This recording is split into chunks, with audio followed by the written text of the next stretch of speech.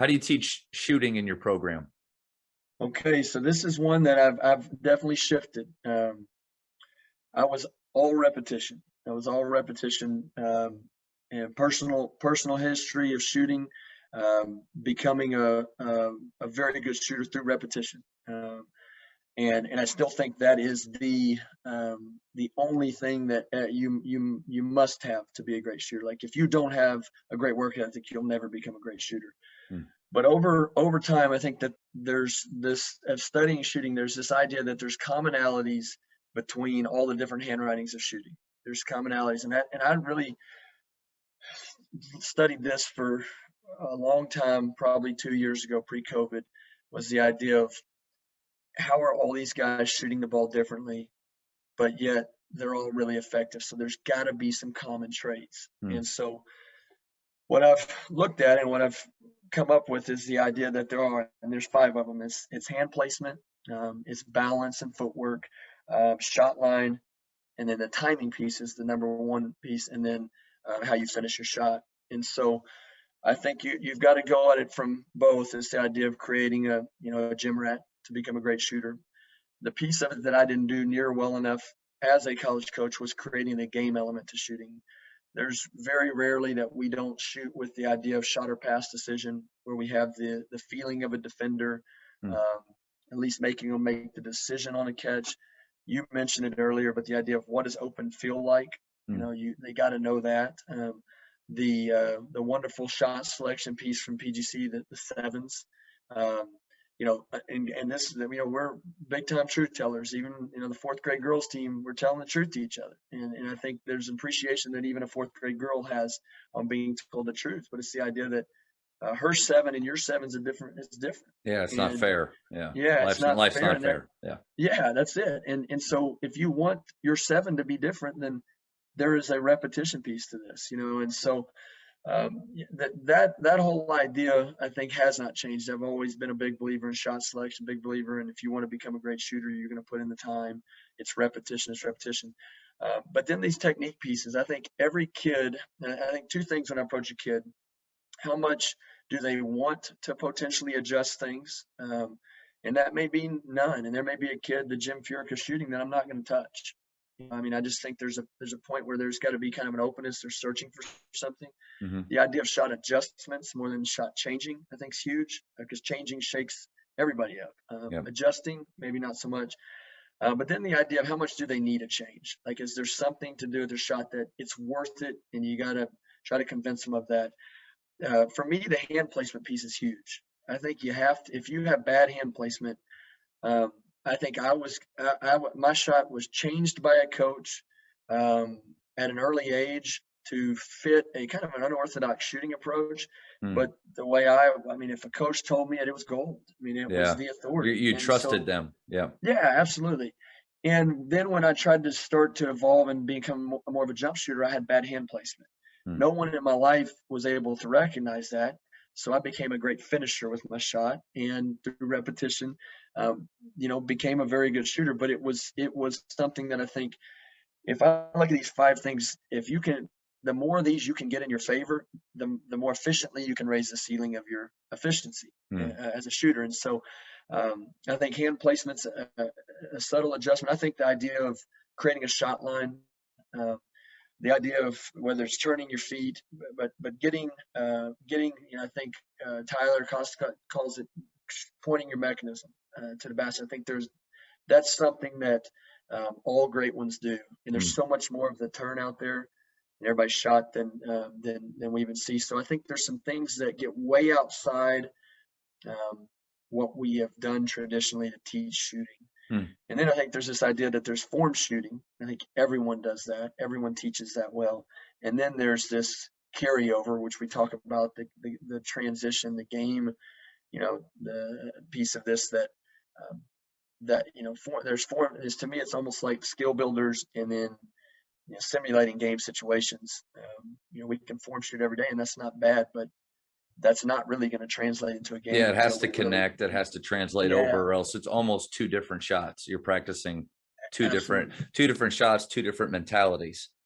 And Hmm. I think it's, yeah, Completely. yeah, because you got to be careful about all of a sudden I'm shooting, but I'm either my mind is drifting, or there's no pressure, or there's nothing that I'm focusing on, and players, it's easy for them to just kind of let their mind go, and they need to stay present in those reps. One thing, like, to make these changes in shots, I think going back to your courage piece, at the very beginning, like it takes a lot of courage, toughness, and trust to make a change in something so personal. How do you talk to a kid or a player and help them along in taking that chance? There's two pieces. The first is it's always a suggestion that I'm going to make and a decision you're going to make, and really trying to make sure they understand they're owning this process. And then the shooting feel is something that I think if the change that or the adjustment or whatever we're doing with your shot, I asked them to evaluate the feel. And most of the time, if there's an adjustment needed, there's a feel that's going to be better. Hmm. And I think when you can make a kid feel an adjustment that makes it feel like it's smoother, it's got more range, whatever it is, then all of a sudden that's something that, hey, I'm in for that right there, because I want my shot to feel better, Yeah. and then the idea of some just simple things where I think a kid can feel like they're on an island sometimes as a shooter, and how I'm making and I'm missing and I don't know why. And um, and this idea of giving them some things that they can almost regain control of what they're doing. And I think when they do that, then that's the mind's gonna to come into play. And simple things and terminology of locking your elbow, flopping your wrist, your shots going up and at.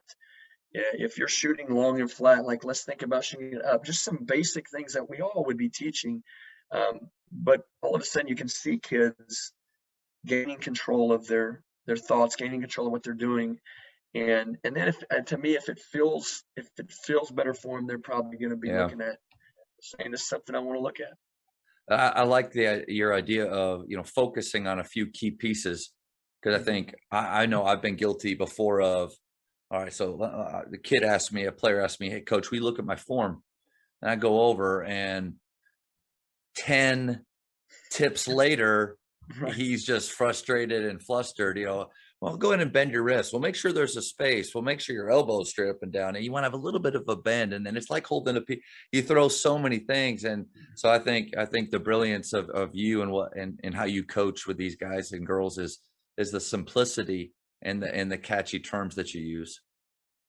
Absolutely. I think it's the idea of just trying to get you're trying to get a result, you're trying to get growth, and there's a reality to that with each student that you have to kind of meet them there and then work through that. And the timing piece is one I think that really has helped kids, and it's really neat. I've got this kind of picture presentation of everybody from Mark Price to Michael Jordan to Steph Curry, and the one thing that's common, no matter how they get to here, there's a timing piece of where the ball is when they're lifting and what their legs are doing Hmm. that is the exact same across the board. And it was really interesting to see. And I think once a kid can start understanding timing and feeling timing, a lot of times, there's of course the guide hand, and there's all kinds of things that are going to, impact your shot negatively if you're not careful.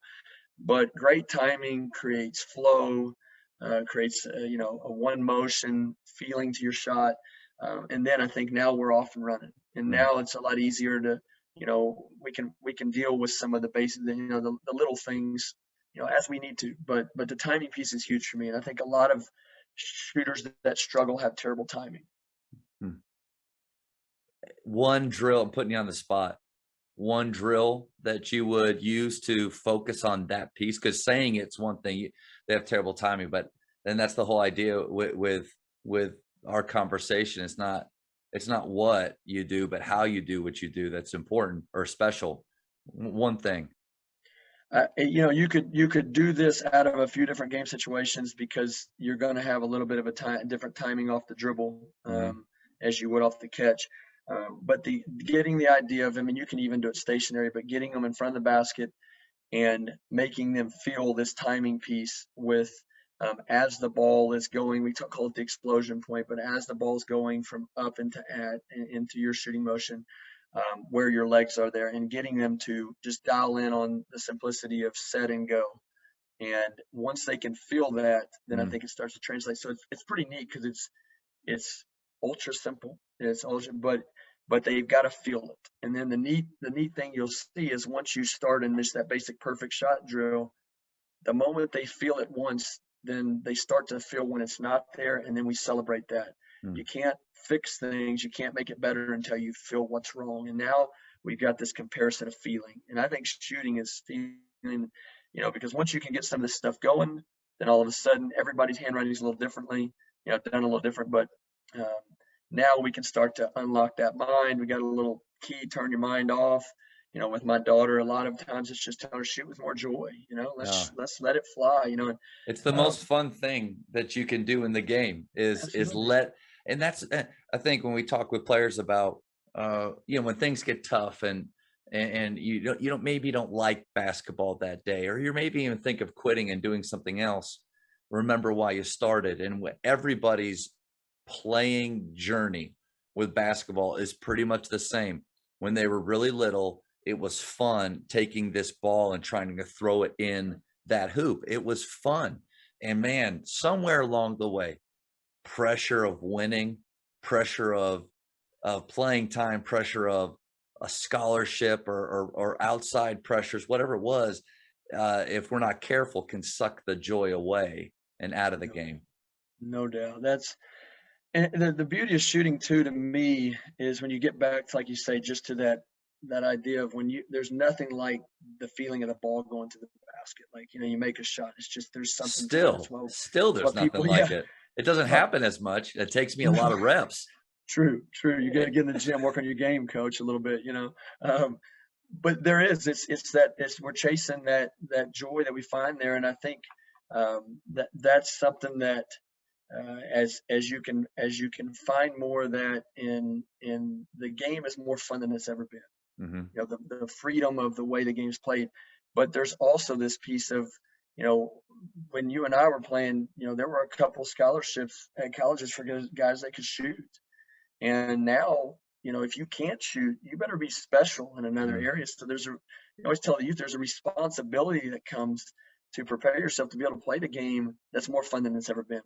But if you can't make shots, I mean, you're just not going to be guarded anymore, and that's going to make it tough for you to play. And so, Yeah. Johnny, you're open for a reason, son. Yeah, that's right. That idea.